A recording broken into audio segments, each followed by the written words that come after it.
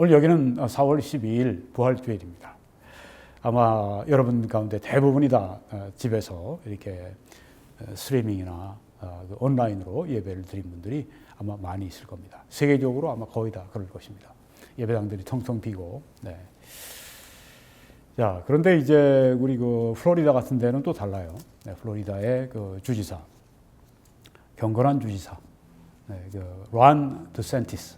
네, 뭐 미국의 언론에도 말이 많습니다. 예, 그 플로리다 주지사 그 아주 문제다 이렇게 얘기를 하는데, 플로리다의 주지사는 정부는 이 교회를 이렇게 그 폐쇄할 수 있는 뭐 예배 못 드리게 뭐 10명 이하로 드려라 뭐 이런 거 못하게, 물론 그분들 너무 꽉꽉 차서 이렇게 그냥 아주 사람들이 그 사회적인 거리라고 하죠. 네, 이렇게 한 2m씩 떨어져 있는 그렇게 하는 예배는 그렇게 하는 모이는 건 반대해요. 네. 그러니까 무모한 게 아니죠. 네. 사회적인 거리를 두면서 그렇게 예배를 드리십시오. 네. 그래서 플로리다주, 아마 텍사스도 그럴 겁니다. 미국의 한 6개 주 정도가 네, 그렇게 그 예배를 예배당에서 드리는 걸 허용하도록 그렇게 해서 아마 그 많은 교회들이 그 주에 속한 교회들은 그렇게 드렸으리라 생각이 되어집니다. 네.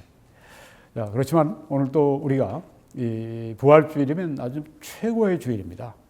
정말 최고. 왜냐하면 이 부활 신앙에 따라 예수님이 부활하셨는가, 여기에 따라서 기독교 신앙이 완전히 무너지는가, 아니면 탄탄대로에 들어서는가, 여기에 달려 있거든요. 예수님의 재림이, 예수님의 부활이 없었다. 이거 완전히 기독교는 완전히 헛거죠. 설교자들이 완전히 헛 인생 살아가는 겁니다. 네. 선교사님들 가서 밀림이나 그런 데서 모든 거 다 떠나서 문명을 뒤로하고 그렇게 했던 분들 다 헛산 거예요. 그렇지만 그렇지가 않습니다. 예수 그리스도가 부활하셨기 때문에 이 모든 것은 다 헛된 것이 아니라 참된 것이고, 거기에는 성경 말씀대로 그렇게 살아간 사람들에게 하나님의 크신 보상이 반드시 따르게 됩니다. 여러분, 그래서 오늘 여러분들에게 기쁜 소식을 좀 전해드리려고 합니다. 그리스도의 부활이 주는 소망과 능력, 이런 제목으로 말씀드리겠습니다. 예수님의 부활이 우리들에게 주는 소망이 있습니다. 능력이 있습니다. 예수님께서는 예수님 자신이 부활하실 것을 예언을 하셨습니다. 뭐 4가지 경우에 예언하셨는데요. 네, 제가 처음부터 지금 다시 시작합니다. 요한복음 2장에 보니까 유대인들이 대답하여 예수께 말하기를 네가 이런 일을 행하니 무슨 표적을 우리에게 보이겠느냐? 예수께서 대답하여 이르시되 너희가 이 성전을 헐어라. 내가 사흘 동안에 일으키리라. 유대인들이 이르되 이 성전은 46년 동안 지었거늘 네가 3일 동안에 일으키겠느냐 하더라. 그러나 예수는 성전된 자기 육체를 가리켜 말씀하신 것이라. 네.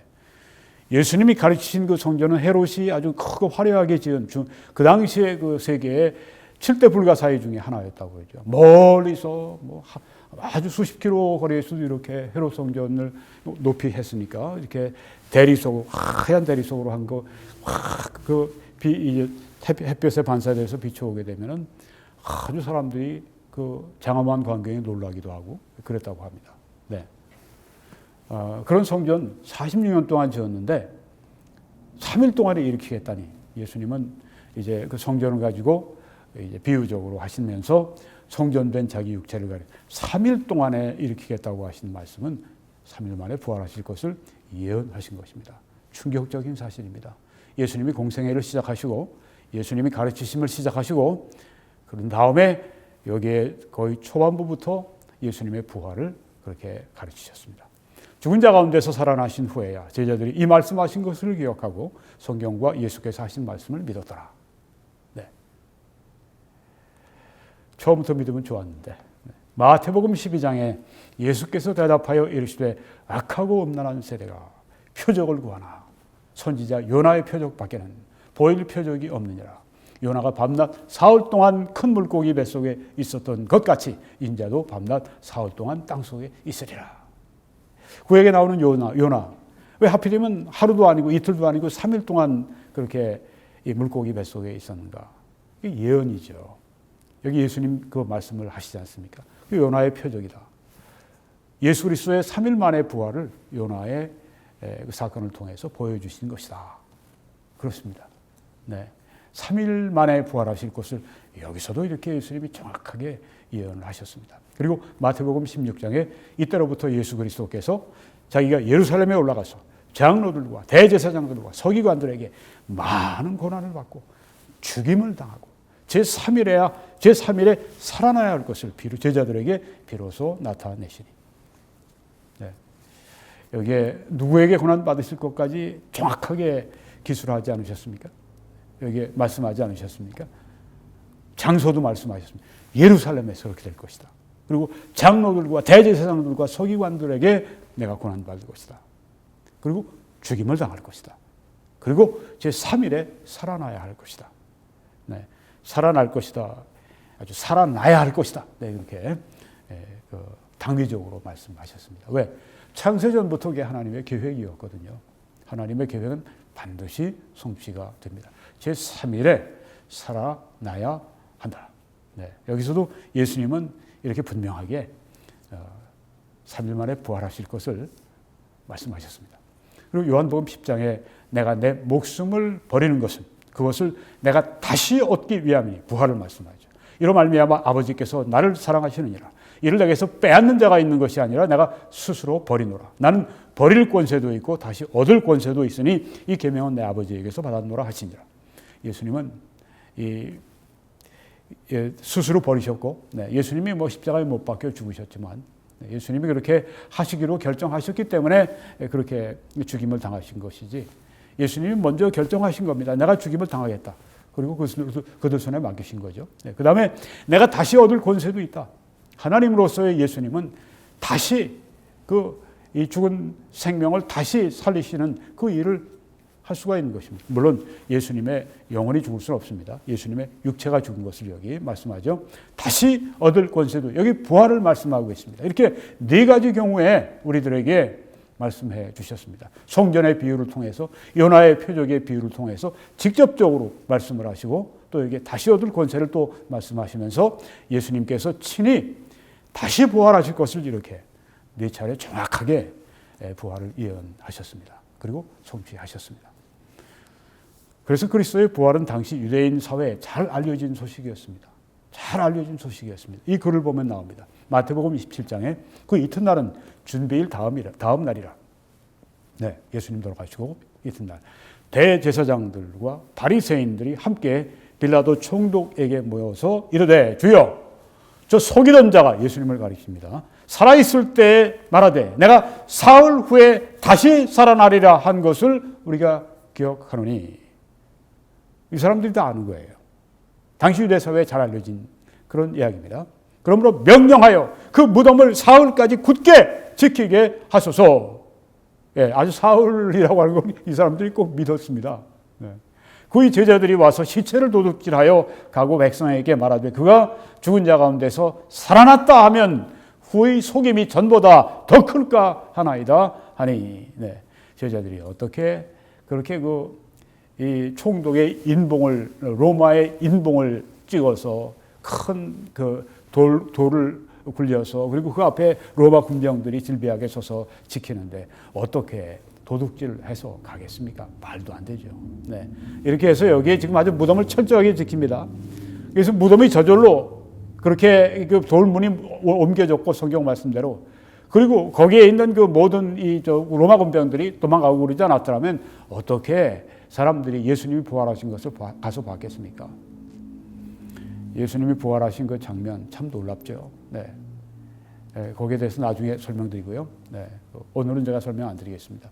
다른 각도로 제가 말씀드리겠습니다. 네. 여기에 지금 다 알려진 그런 이야기였습니다. 그리고 그리스도의 부활은 성경의 예언의 성취라고 예수님이 또 부활하신 후에 가르쳐 주셨습니다. 누가복음 24장에 또 이르시되 내가 너희와 함께 있을 때 너희에게 말한 바 곧 모세의 율법과 선지자의 글과 시편에 나를 가리켜 기록된 모든 것이 이루어져야 하리라 한 말이 이것이라 하시고, 모세의 율법에도 선지자의 글에도 시편에도, 네, 아까 요나의 글, 요나, 네, 선지자의 글입니다.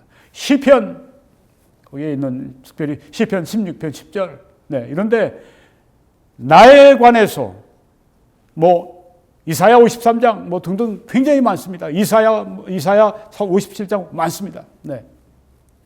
이루어져야 하리라 한 말이 이것이라 하시고 이에 그들의 마음을 열어 성경을 깨닫게 하시고 또 이르시되 이같이 그리스도가 고난을 받고 제3일에 죽은 자 가운데서 살아날 것과 또 그 이름으로 죄사함을 받게 하는 회개가 예루살렘에 시작하여 모든 족속에게 전파될 것이 기록되었으니 너희는 이 모든 일의 증인이라고 말씀을 했습니다. 네. 자, 그래서 예수님의 부활도 예언대로 성취된 것이고 또한 그의 이름으로 죄사함을 받게 하는 회개가 예루살렘부터 시작해서 모든 족속에게 전파될 것도 예언된 것이고 그대로 성취가 된 것을 우리가 볼 수가 있습니다. 예수님의 이 부활은 10가지 직접적인 증거를 보여주고 있습니다. 예수님의 빈 무덤이 바로 이것이 그 증거입니다. 그리고 예수님이 직접 막달라 마리아에게 나타나신 것 역시 증거입니다. 그리고 막달라 마리아와 다른 여자들에게 나타나신 것 역시 증거입니다. 그리고 베드로에게 친히 나타나셨습니다. 그리고 아까 그 여자 제자들은 예수님의 발을 막 그 경배하면서 예수님의 발을 이렇게 그 만지면서 예수님께 막 그 경배하고 그런 장면이 성경에 나오죠. 그리고 엠마오로 가던 두 제자에게 예수님이 나타나셨습니다. 그리고 또한 10명의 사도들에게 나타나셨습니다. 그리고 11명의 사도들에게 부활하신 예수님이 나타나 보여주셨습니다. 그리고 갈릴리의 7명의 제자들에게 또한 나타나서 보여주셨습니다. 그리고 모든 사도들에게 나타나서 보여주셨습니다. 그 중에 아주 의심 많은 도마 같은 사람도 나중에 결국은 예수님의 부활하신 예수님을 만나고 거기에서 회개하는 모습을 우리가 보죠. 그리고 또한 예수님께서 승천하신 후에 바울에게 부활하신 예수님이 나타나 보여주셨습니다. 이게 직접적인 증거입니다. 이분들이 거짓말할 분들입니까? 목숨을 버리면서까지 거짓말을 해요. 그런 사람은 없습니다. 여기에 순교의 피로 예수 그리스도의 부활을 증거했다는 말씀이죠. 그리고 예수님의 부활에 3가지 간접적인 증거가 있습니다. 첫째는 제자들이 완전히 변한 것입니다. 예수님이 못 박히시기 전 예수님이 겟세마네 동산에서 철회하시면서 그 땀방울이 피로 바뀌어 떨어지는 그런 시점까지 간절하게 기도할 때 옆에 제자들이 다 잠을 잤습니다. 그리고 그때 이제 그들이 마치고 일어났을 때 그리고 걸어 나올 때 그때 유다가 로마 군인들을 데리고 와서 예수님을 잡아가려고 합니다. 그때 제자들이 다 도망갔습니다. 그리고 베드로는 예수님을 부인하는데 3번 부인했는데 나중에는 예수님을 저주하면서 부인을 했습니다. 그리고 다 떠났습니다. 그런 제자들이 얼마나 변화가 됐습니까? 베드로 같은 사람은 다시 잡혀가고 그랬을 때 아주 강력하게 얘기하죠. 하나님 앞에서 너희 말 듣는 게 옳은가? 하나님 말씀 듣는 게 옳은가? 너희가 판단하라. 목숨을 걸고 그렇게 복음을 전하는 제자들의 완전한 변화는 예수님이 부활하신 것이 분명하지 않으면 이런 변화가 일어날 수가 없는 것입니다. 두 번째 변화는 주간의 첫날을 예배 드리는 날로 주일로 정했습니다. 그래서 저들이 예배를 본래는 토요일 날 드립니다. 유대인 사회에 아주 그 안식일 준수가 얼마나 무섭게 그렇게 준수가 됩니까? 아주 무섭습니다. 저도 이스라엘 가서 가는 걸 봤습니다. 카메라도 못 찍게 합니다. 네, 카메라를 가지고 찍으려고 그러니까 유대인이 지나가고 있다가 저한테 와서 하는 얘기가 카메라 찍지 말라고 그러더라고요. 왜냐하면 오늘 안식일이라고요. 그러면서 또 저한테 그렇게 또 얘기합니다. 그런데 플래시를 터뜨리지 않고 찍는 건 오케이 그러면서 가더라고요. 네. 그래서 제가 플래시 없이 찍었습니다. 뭐 통공의 벽이라고 하는 그 앞에서 있던 일입니다. 네. 뭐 오래된 한 15년, 14년 전에 제가 갔을 때, 24년 전에 갔을 때, 네, 그때 있었던 이스라엘에서 있었던 일입니다. 자, 이 주간의 첫날을 안식일이 아니라 주간의 첫날을 지키는 거 대단한 변화죠. 예수님의 부활이 아니고는 설명할 수가 없습니다. 이런 변화를. 그리고 초대교회가 생존을 했습니다. 다 뿔뿔이 도망가고 제자들이 다 어부하던 사람들은 다 어부해서 다 어부로 돌아가서 그 고기 잡고 다 사졌는데 예수님이 부활하지 않으셨으면 어떻게 이 제자들이 목숨을 걸고 복음을 전하고 온 유대 사회 전체 그뿐 아니라 사도 바울 같은 사람도 그렇게 예수님을 반대하고 그렇게 그 예수 믿는 자를 죽이려 하고 그런 사람이 그렇게 바뀌어가지고 부활하신 예수님이 그에게 다메섹도상에서 나타나 보여주셨으니까 그렇게 바뀐 것이죠. 그래서 온 세상에 그 당시에 그 지중해 세계에 그렇게 복음을 전하고 초대교회가 생존하는 것뿐 아니고 그렇게 왕성하게 부흥 발전한 것은 예수님의 이런 그 부활이 아니고 설명 불가합니다. 간접적인 증거입니다. 그러면 이제 그리스도의 부활이 주는 은혜, 소망, 능력에 대해서 말씀드리겠습니다. 그리스도의 부활은 의롭다함의 은혜를 부여합니다. 저는 오늘 여러 가지 말씀드릴 게 많지만 한 4-5가지만 말씀드리려고 합니다. 의롭다함. 로마서 4장에 보니까 의로 여기심을 받을 우리도 위함이니 곧 예수 우리 주를 죽은 자 가운데서 살리신 이를 믿는 자니라. 예수는 우리가 범죄한 것 때문에 내줌이 되고 또한 우리를 의롭다 하시기 위하여 살아나셨느니라. 네, 예수님은 부활하심으로 우리를 의롭다고 하신 것을 증명해 주셨습니다. 한 번도 죄를 범하지 않은 것처럼 하나님께서 여겨주시는 것. 그렇게 우리의 죄를 간구하시고 우리의 죄를 pass over, 우리의 죄를 그냥 무시하시고 우리의 죄를 덮어버리시고 그렇게 우리가 한 번도 죄를 범하지 않은 사람처럼 봐주시는 게 의롭다함인데요. 예수님이 죽으시고 그것은 예수님의 속죄의 죽음이셨습니다. 속량의 죽음이셨습니다. 우리의 모든 죄의 값을 다 예수님이 갚으시기 위해서 죽으셨습니다. 그리고 다 이루었다고 하셨습니다. 100%다 이루어졌습니다. 그래서 우리는 이 구원이 예수님에게 전적으로 달려있기 때문에 예수님이 다 이루었다고 하셨기 때문에 우리 구원의 값이 다 치루어지고 우린 구원이 완전히 다 사진 것을 우리가 알고 있습니다. 우리가 그걸 믿음으로 말미암아 그 모든 혜택을 누리는데 그 믿음 자체도 우리의 공로가 아닙니다. 그것도 하나님께서 우리를 감동시켜 주셔서 믿게 하셨기 때문에 우리가 아무것도 자랑할 게 없습니다. 내가 믿는 것도 자랑할 게 없어요. 왜? 믿음도 하나님이 우리들에게 주셨기 때문에. 너희가 그 은혜를 인하여 믿음으로 말미암아 구원받았나니 하는 그 말씀에서 그 믿음도 우리의 공로가 아니라 우리 편에 선한 마음이 있고 우리 편에 믿으려고 하는 마음이 있고 그런 어떤 공로가 조금 더 섞여 있는 것이 아닙니다.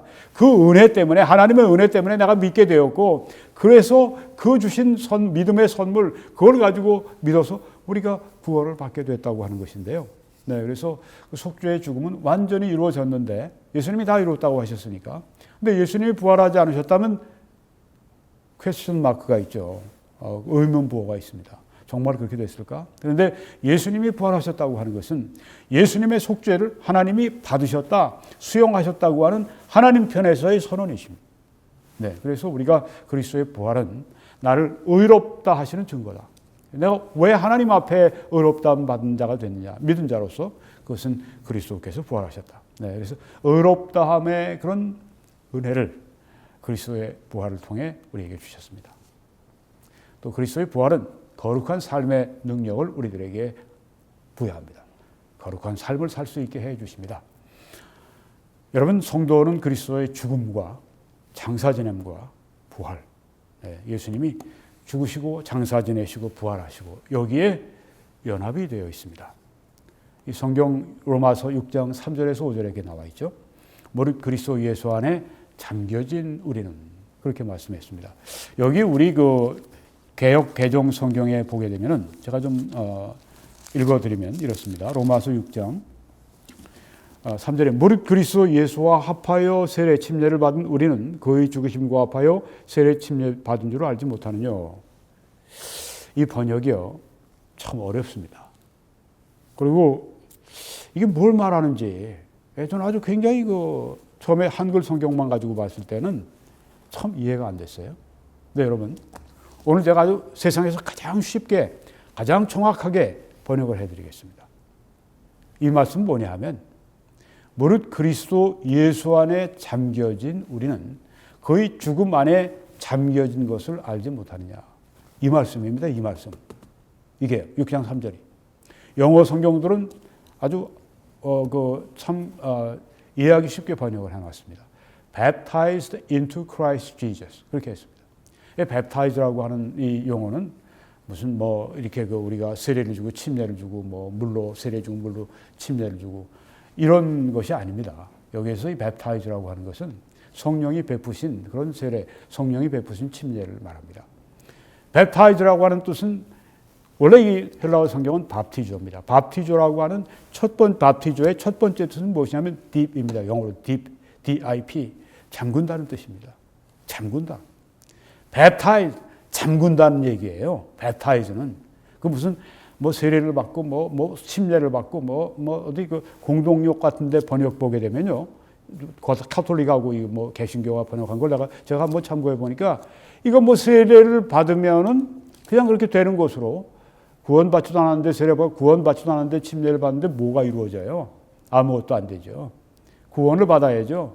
구원받는 믿음을 하나님으로부터 받고 예수 그리스도 나의 구주이심을 믿고 그렇게 해서 구원받은 사람들은 그 즉시에 성령이 하시는 일이 있습니다. 그것은 성령이 잠기게 하십니다. 어디로? 예수 안으로.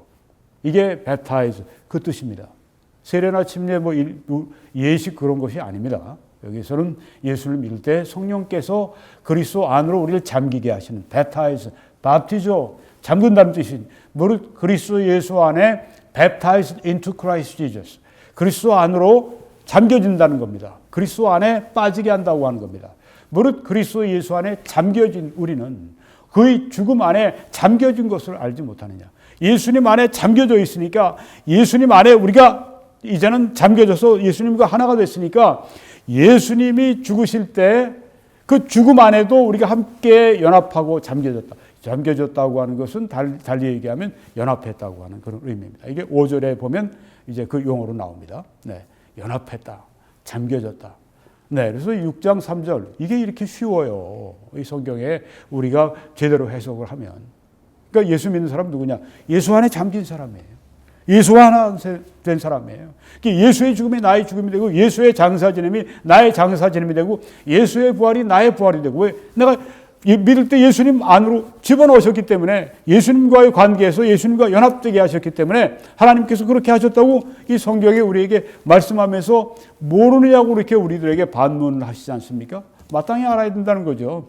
우리 그리스도 예수 안에 잠겨진, 그러니까 나는 예수 안에, 예수 믿을 때 잠겨진 것입니다. 예수 안에 갇힌 것입니다. 예수 안으로 들어온 것입니다. 예수와 하나가 된 것입니다. 예수 안에 잠겨진 우리는 그 죽음 안에 잠겨진 것을 알지 못하느냐? 당연하죠. 예수 안에 잠겨졌으니까 예수님의 죽음은 그 안에서 나도 함께 죽게 된 것이죠. 그 안에 죽음 안에 잠겨지게 된 것이죠. 그리고 그러므로 우리가 죽음 안에 잠겨짐으로, by baptism into death, 우리가 죽음 안에 잠겨짐으로 그와 함께 장사되었나니, 이게 바로 그 4절에 있는 또 말씀인데요. 네.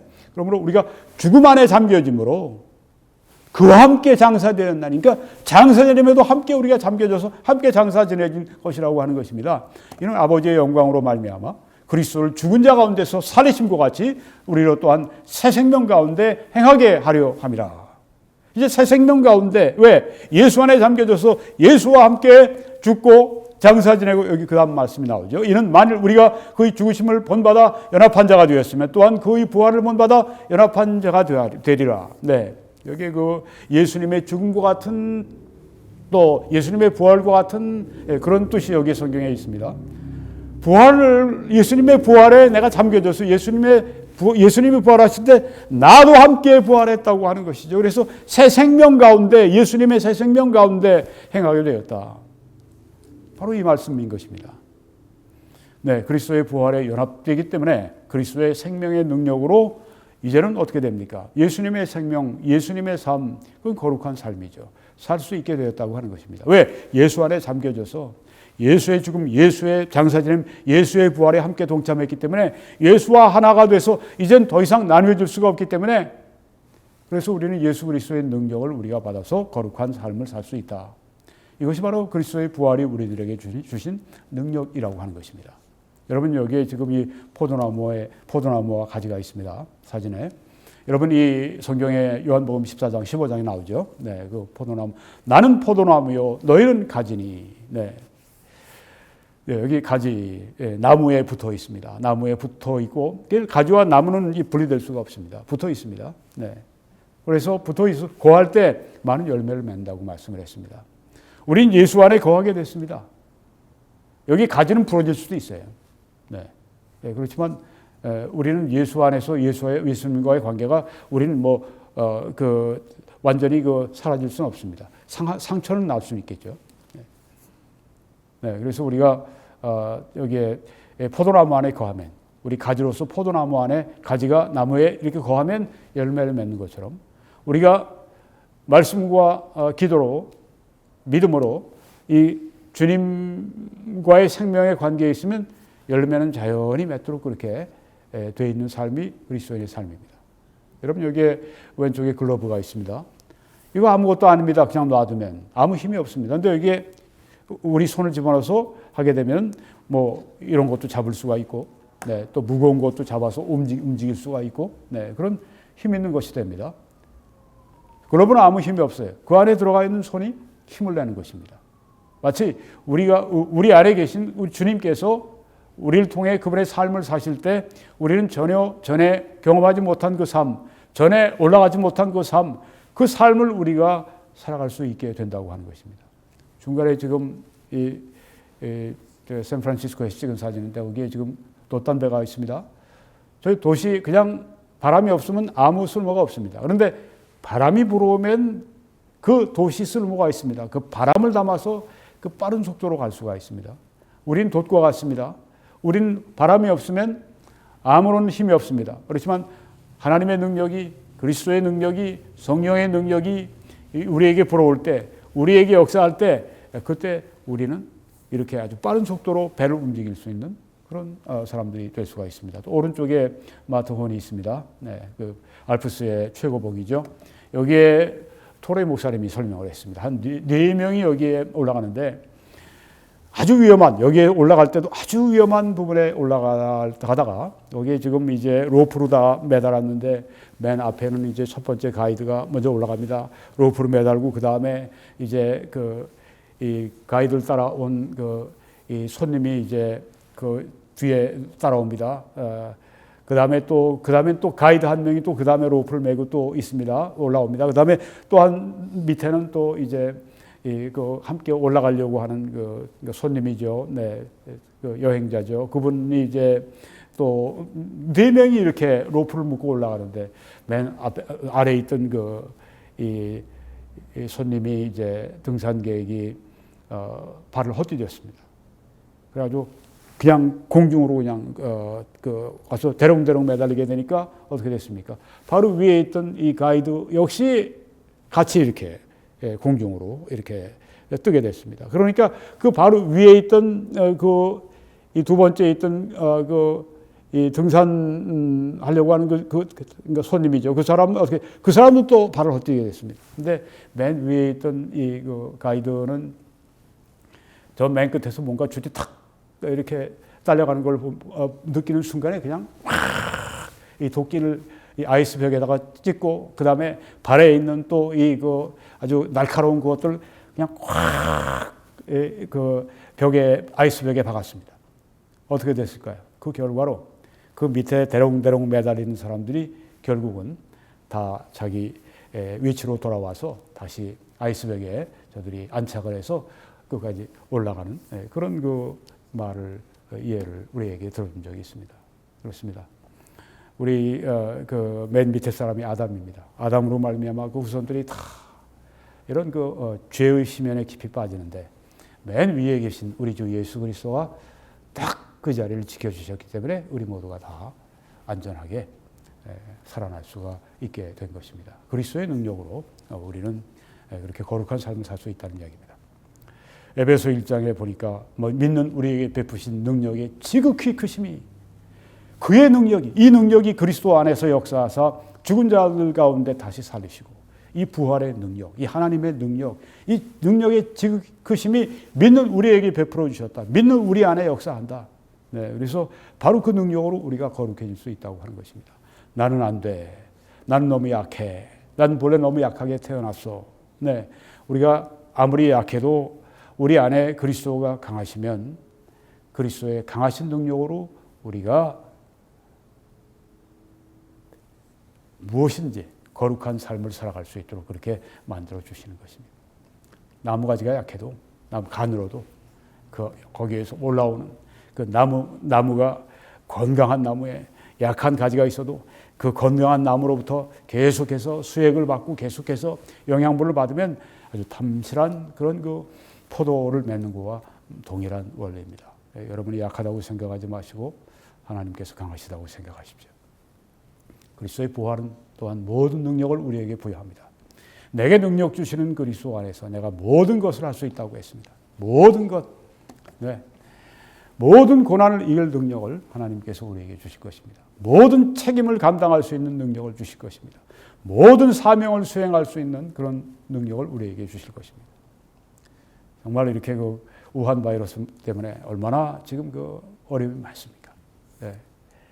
게다가 또 우리 한국에 이런 그 주사파들이 이렇게 득세하고 정권을 잡고 이렇게 함으로 말미암아 또 사회 곳곳에 그렇게 뿌리를 내리고 얼마나 우리 고난이 많은지요. 네, 그렇지만 이 고난도 이길 수 있는 능력을 우리들에게 베풀어 주십니다. 여러분이 어떤 고난 가운데 있을지라도, 어떤 여러분이 질병을 가지고 있을지라도, 혹은 여러분이 어떤 약함이 있을지라도, 혹은 우리가 알지 못하는 어떤 그 깊은 가정 안에 고난이 있을지라도 이 모든 고난을 이길 능력을 바로 부활하신 그리스도께서 여러분에게 제게 주실 수 있다고 하는 것입니다. 그 막강한 능력이 그리스도를 부활시켜 주신 그 하나님의 그 아주 정말 말할 수 없이 크신 그 능력이 우리 안에서 역사하셔서 우리로 하여금 이 모든 고난을 이기게 해 주십니다. 너희에게 감당치 못할 시험 당함을 허락지 아니하신다고 그렇게 말씀하지 않으셨습니까?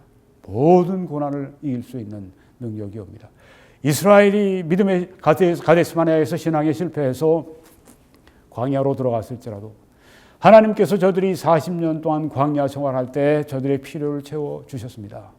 그 광야 생활이 기쁨의 생활은 아니었지만 그래도 그들의 모든 필요가 채워졌습니다. 그들에게 모세도 있었고요. 그들에게 하나님의 율법도 주셨고요. 또 그들에게 만나도 주셨고요. 또 그들에게 생수도 주셨고요. 또 그들에게 매출하기로 해서 고기도 주셨고요. 하나님께서 우리가 고난의 시기를 살아갈지라도 거기에 또한 필요한 모든 것을 우리가 이길 수 있도록 주신다고 하는 것을 우리가 확실히 믿고 전진하면서 이 고난이 나를 무너뜨릴 수가 없다. 네, 고난은 그리스도의 능력으로 내가 이 고난을 정복한다. 그런 믿음으로 승리자로 여러분과 제가 살아가기 바랍니다. 여러분의 모든 책임을 감당할 수 있도록 하나님이 하실 것입니다. 아버지로서, 어머니로서, 또 사업주로서, 또 학생으로서 모든 책임이 있습니다. 내가 이 많은 빚을 지고 혹은 뭐 학생이 학생론을 했습니다. 또 혹은 뭐 사업자가 어떤 사업 때문에 빚을 냈습니다. 내가 이걸 다 어떻게 감당할고 모든 책임을 감당할 능력을 허락해 주실 것입니다. 왜? 사도 바울은 내게 능력 주시는 자 안에서 내가 모든 것을 할 수 있다고 말씀했기 때문입니다. 네, 물론 내가 필요 이상으로 욕심으로 내가 너무 무리하게 빚을 내고 그런 것까지 하나님의 그런 책임으로 우리가 그렇게 하나님께 우리가 구할 수는 없을지 몰라도 네, 그렇지만 하나님의 은혜가 그 가운데도 함께 하실 것입니다. 그리고 모든 사명을 수행할 수 있도록 해 주실 것입니다. 하나님이 우리를 구원하시고 우리에게 은사를 주시고 우리에게 사명을 주셨습니다. 우리 모두에게 다 교회를 세우는 사명, 복음을 전파하는 사명, 하나님의 나라를 위한 사명이 다 있습니다. 그거 등한히 하는 사람들은 가장 세상에서 어리석은 사람들입니다. 가장 어리석은 그리스도인들입니다. 여러분들은 천국에서 상이 없습니다. 그래서 여러분 그 엄청난 상, 왜 여러분들이 그걸 얻지 못하는 그런 삶을 왜 살아가십니까? 여러분 사명을 수행하셔야 돼요. 그런데 그 사명을 하나님이 감당할 수 있도록 해주십니다. 내게 능력 주시는 자 안에서 내가 모든 것을 할 수 있다고 했습니다. 여러분과 저도 그렇게 할 수 있습니다. 그리스도 안에서. 그리고 은퇴와 죽음에서도 네, 아름다운 은퇴, 아름다운 죽음. 나이가 들면서 나머지를 어떻게 살아야 되지? 네. 병상에서 어떻게 살아야 되지?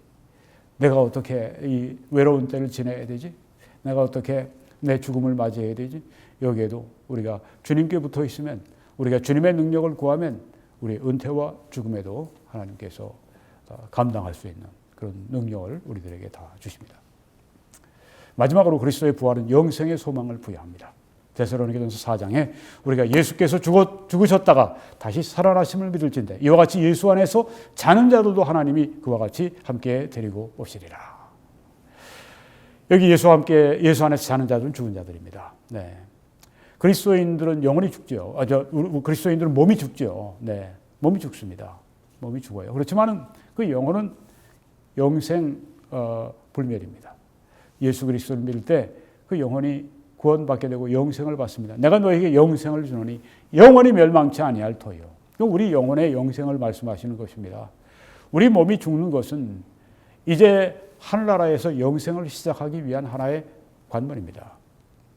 네, 여기 이 성경 말씀에도 하나님이 그들을 그 주 안에서 자는 자들, 죽은 자들을 예수님과 함께 데리고 오시리라. 천국에 있는 그 영혼들을 데리고 함께 오시리라. 그리고 그때 우리 이 땅에 있던 육신들은 다 온전한 몸, 부활의 몸, 예수님의 몸과 같은 기적의 몸, 영의 몸, 영광의 몸으로 그때 즉시로 홀연히 변화가 되어서 우리의 구원받은 영혼과 그때 구속받은 우리의 몸이 하나가 돼서 이제 완전한 구속이 이루어지는 그때가 오게 될 것입니다. 영광의 날이 앞으로 다가오고 있습니다. 그러므로 형제들이요, 자매들이요, 이 우리가 지나가는 이 고난의 이런 그 세상을 우리가 지나갈 때에도 우리가 물에 지나갈 때도 빠지지 않고 불 가운데 지나갈 때도 타지 않도록 하나님이 지켜주실 것이고 또 우리가 이런 가운데 기쁨으로 하나님을 섬기면서 하나님의 영광을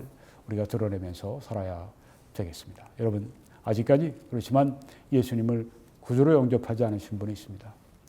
그래서 두려워요. 이런 코로나 바이러스로 말미암아 사람들이 많이 죽어갑니다. 미국에서는 2,000명씩 죽어갑니다. 그저께 보니까 저 캐나다의 퀘벡 지방에서는 한 양로원 거기에서 30명이 죽었습니다. 네. 뭐 가보니까 자기 어머니를 찾았는데 반점이 생길 정도로 먹지도 못하고 그냥 하루 반 정도 먹지도 못하고 다 거기 있던 직원들이 다 그냥 달아난 것입니다. 네. 그 안에 막 그냥 바이러스들이 막 공격을 하고 그러니까. 네. 30명이 죽었어요. 여기 미국의 매사추세츠에 있는 베테런 호스피털, 그 참전 용사들 이제 마지막 때 그분들을 돌보는 병원이 있습니다. 거기에 30명이 죽어 나갔습니다. 이 우한 바이러스 이런 것 때문에. 네. 사람들이 죽음의 공포가 있어요. 난 내가 죽으면 어떻게 되지? 뭐 여러분이 개신교인일 수도 있고 가톨릭 교인일 수도 있어요. 내가 죽으면 어떻게 되지? 난 죽어봐야 내가 구원 받았는지 안 받는지 그때 알 거 아니야? 여러분 그런 구원은 성경에 없습니다. 예수님이 헛되이 죽으셨습니까? 예수님이 다 이뤘다고 하신 말씀이 농담인 줄 아십니까? 예수님이 다 이뤘다고 하셨으면 다 이루신 거예요. 속량이 다 이루어지신 것입니다. 너희가 그 은혜를 인하여 믿음으로 말미암아 구원받았다고 말씀하지 않았습니까? 예수 그리스도를 나의 구주로 온전히 믿으면 어떻게 믿습니까? 예수님 반, 내 반 구원은 그렇게 한다. 그러면 평생의 구원의 확신은 못 가지죠. 죽음이 도처에 이렇게 깔려 있을 때 그것 때문에 두렵죠. 내가 이렇게 가다가 내가 이렇게 정말 죽으면 내가 천국 갈지 지옥 갈지 연옥 갈지 내가 어떻게 한다 모르는데 그래서 어떻게 마음의 평안이 있겠습니까? 여러분 구원은 그런 것이 아닙니다. 예수님이 십자가에 다 이뤄놓으신 거예요. 여러분과 제가 할 일이 거두어 드릴 게 없어요. 예수님이 십자가에서 흘리신 그 거룩하신 피로 다 완전히 속죄해 버리신 것입니다. 그렇기 때문에 예수님이 내가 절반만 이루었다. 절반은 너희들이 해라. 그러고 가신 게 아니라 다 이루었다고 말씀하신 겁니다. 다 이루었다고 예수님이 속죄를 다 하신 거예요. 그 피로 말미암아 속죄가 다 끝난 것입니다. 화목제물을 하나님께서 받으시고 그 증거가 예수 그리스도의 부활입니다. 그래서 예수 그리스도를 믿는 그 순간 하나님의 은혜로 내가 예수님을 받아들인 그 순간에 나는 완전히 구원받고 영원히 구원받고 내가 너에게 영생을 주노니 영원히 멸망치 아니할 터요. 그 말씀 그대로 믿으시란 말입니다. 왜 그 말씀을 농담처럼 받아들입니까? 하나님의 말씀대로 영원히 멸망치 않는다고 하는 말씀을 믿어야죠. 그러니까 이런 때 죽음이 아무리 있더라도 저같이 믿음을 가진 사람들은 어떻습니까? 죽음이 전혀 두렵지가 않아요. 이렇게 해서 내가 만약에 이번에 코로나 바이러스 때문에 내가 죽는다. 그 하나님이 나를 불러가실 때가 있어서 불러가신 것이다. 나는 이제 천국에 입성한다. 그런 믿음으로 살아가니까 죽음이 아무것도 두렵지가 않습니다. 그래서 저는 필요하면 언제든지 그냥 필요한 거 살고 있으면 월마트 갔는데 그냥 아무 두려움 없이 갑니다. 아무 두려움 없이 갑니다. 그렇다고 제가 주의를 안 하고 손도 안 닦고 마음대로 그러는 건 아닙니다. 제가 지킬 건 다 지켜야죠. 성경에 말씀이 그러니까 우리 할 건 다 하면서 믿고 하나님을 의지하고 그래야 되니까. 네. 여러분, 그렇게 정말 우리가 이 구원 받았다고 하는 게 우리를 얼마나 자유하게 하는지 모릅니다. 오늘 여러분 그 구원의 확신을 받으세요. 어떻게 할 수 있습니까? 예수님을 온전히 영접을 하세요. 어떻게 해요? 예수님이 십자가 위에서 나의 모든 죄를 다 사하시고 그의 피값으로 나의 모든 죄의 값을 다 갚으셨다고 하는 성경의 말씀 그대로 믿고 예수님 나의 구주이십니다. 감사합니다. 예수님 바로 그래서 예수님이 부활하신 것으로 증거를 주셨습니다. 오늘 제가 예수 그리스도를 저의 구주로 믿습니다. 저의 죄를 다 사해 주신 것을 감사합니다. 이렇게 여러분이 하시면 구원 받으시는 거예요. 왜? 성경 말씀대로니까. 성경 말씀대로. 목사의 가르침, 교회의 가르침, 그게 아니라 성경의 가르침 그대로. 네. 완전 무결한 하나님의 말씀 이대로 믿고 구원 받으십시오. 오늘 여러분이 구원 받으시는 그런 그 때가 되기를 바랍니다. 네. 오늘 그리스도의 부활이 주는 소망과 능력에 대해서 말씀드렸습니다.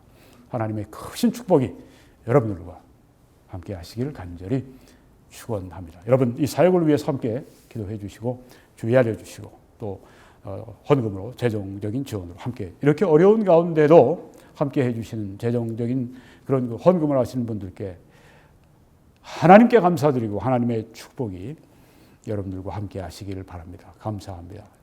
여러분 가운데 함께 이렇게 이 사역을 같이 하실 분들은 여기 www.21church.com 저기 있죠. 네, 그대로 들어오셔서 들어오시면 여기에 후원을 클릭하십시오. 그러면 세계 도처에서 어떻게 이 사역을 저와 함께 이렇게 세상의 말씀을 전하실 수 있는지 여러분은 그냥 후원이 아니라 함께 동역하시는 것이 됩니다. 네, 그때 하나님의 축복이 여러분들과 함께 하실 줄 믿습니다. 네.